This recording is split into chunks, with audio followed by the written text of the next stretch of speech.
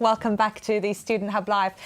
We're now going to take a look at another student story, and this time I'm going to talk to Zach about deferring. Zach, you've just got back from some travels, Hello. which I assume is why you deferred your studies. So, Exactly. so tell us what happened. So last year I started on my module, DD103, and I decided kind of in between, well, during wanting to go out travelling to start my studies at the same time.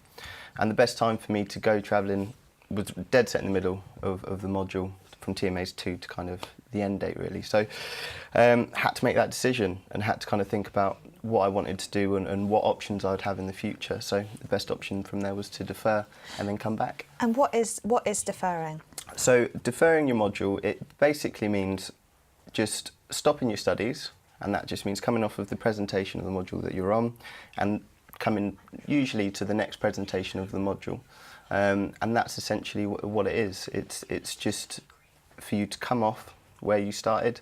Depending on what module that you're on, you can either keep your assessments or, you know, start the module again in the next opportunity. And so did you have a choice about that? Like, could you go, oh, I didn't really like those TMA scores? Yeah. You had a choice then about whether you redo them or not? I did. So my particular module, there was an option to assessment bank, and I passed the first kind of assignment there quite well.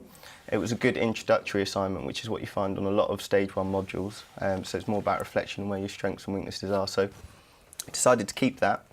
So this kind of time round, so I start in a few days now, that TMA is banked and that score is banked. So I can start the module from the beginning, refresh myself, but I won't have to hand in that assignment and start from TMA 2. Brilliant.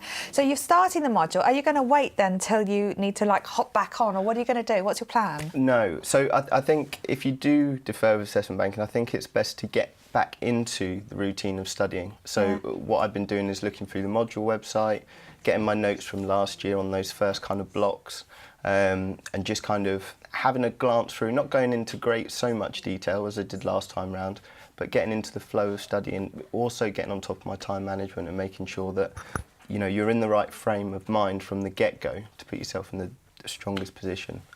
So that's what I've been doing, and just kind of gradually getting myself ready to get started.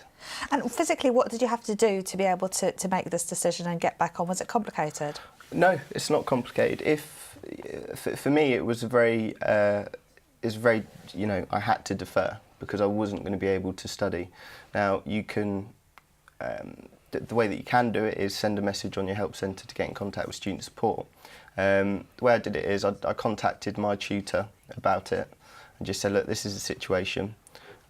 Just kind of so they're aware of what you're doing and what your intentions are. And then it was just a case of calling the student support team, letting them know what the situation was, having a good conversation. They were very clear about what I needed to do next, and also about, you know, what to expect when you come back, and again, assessment banking, making sure that I knew the financial and academic implications of coming off of the module. So it's quite straightforward. It was a 10-15 minute phone conversation with an advisor. It's really good. Oh, thank you for sharing, Zach.